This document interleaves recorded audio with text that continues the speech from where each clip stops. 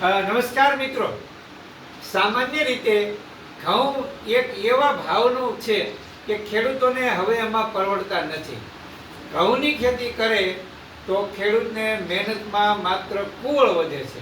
આજે આપણી વચ્ચે અમારે ત્યાં મહેમાન આવ્યા છે અને એ અમરેલી જિલ્લાના અમરેલી તાલુકાના દૈડા ગામના ખેડૂત છે, પ્રગતિશીલ ખેડૂત છે. 70 વર્ષની એમની ઉંમર છે. તેમ છતાં આજે બળદથી ખેતી કરે છે અને એ દૈડા ગામ, આખા ગામ સૌથી ગુજરાતમાં હું કહું છું કે એના ઘઉંના ભાવ સૌથી ઊંચા જાય છે. એ ઘઉંના ભાવ કેવા મેળવે છે, શું કરે છે, એ આપણે એમને પૂછવું છે. પહેલા તમારું નામ અને તમારો પરિચય આપો. મારું નામ પુરુષોત્તમભાઈ ભોળાભાઈ મકરાણી, મારું ગામ દૈડા, તાલુકો જિલ્લો અમરેલી.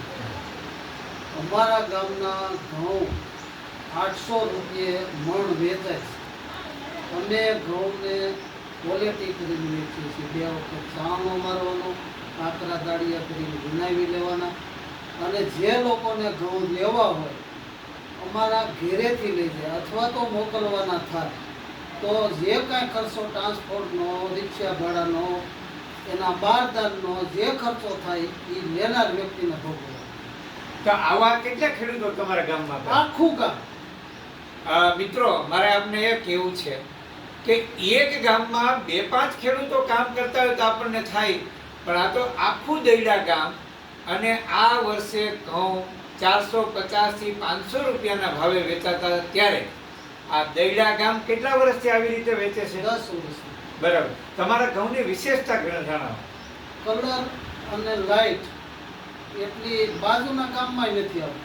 અમારા ગામની જે લાઇટ આવે, દર વર્ષે નવું બિયારણ નિગમનું લઈને વાવવાનું. ઘરનું બિયારણ ગમે એવું હોય તો કોઈ દિવસ નહીં. આખું ગામ એવું કરે? આખું ગામ નિગમના સિવાય નહીં વાવવાનું કોઈ. બરાબર. કઈ જાત વધારે વાવાય છે?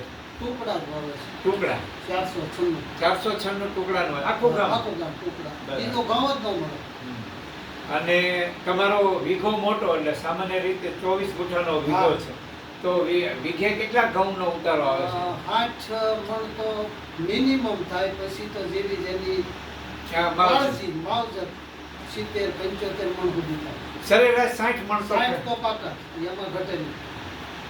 તો આ માહિતી બીજા ખેડૂતોને મળે અથવા તો તમારું માર્ગદર્શન મળે એના માટે એક તમારો મોબાઈલ નંબર બોલો.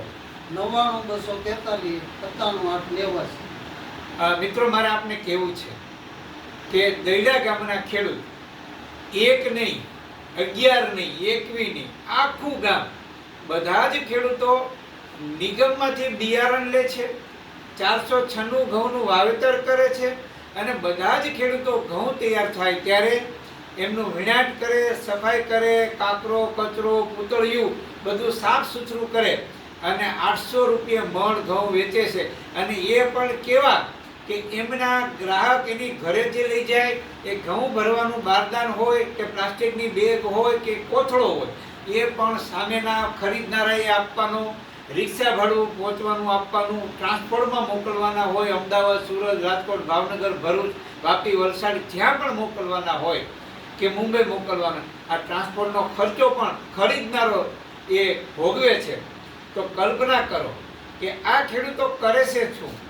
ઘઉંનું વીણાટ સાફ સુથરું કરે. હા, એક વાત મારે આપને કહેવી છે કે એક જમીન જે છે એ જમીનના એવા પોષક તત્વો છે, કારણ કે એ ખેતરોની અંદર જમીનમાં જ્યારે ઘઉંનું વાવેતર થાય ત્યારે એ ઘઉં તૈયાર થાય ત્યારે એ ઘઉંની લાઇટ, એની શાઇનિંગ, એનો કલર, એમનો દેખાવ, આ એમના વિશેષ ગુણ છે. અને એ વિશેષ ગુણને એ આખા ગામના ખેડૂતોએ એ પોતે પાછું સાફ સુથરું કરી એક આખો ઓળખ મેળવી છે. આજે દૈડા ગામના ઘઉં જો માર્કેટ યાર્ડમાં વેચાવા જાય તો પણ એમના ઊંચા ભાવ મળે છે. એ ઘઉંની પરખ પણ થઈ જાય. બીજું, કદાચ કોઈ દૈડા ગામના નામે બીજો કોઈ ખેડૂત ઘઉં વેચવા જાય તો એ ઘઉંની ઓળખાણ થઈ જાય છે. આવા એક ખેડૂત 70 વર્ષની ઉંમરે આપણને માહિતી આપી છે, એમનો આભાર વ્યક્ત કરીએ. અને આપને પણ માહિતી માટે એમાં મોબાઈલ નંબર છે, એમાં સંપર્ક કરી શકશો. ધન્યવાદ.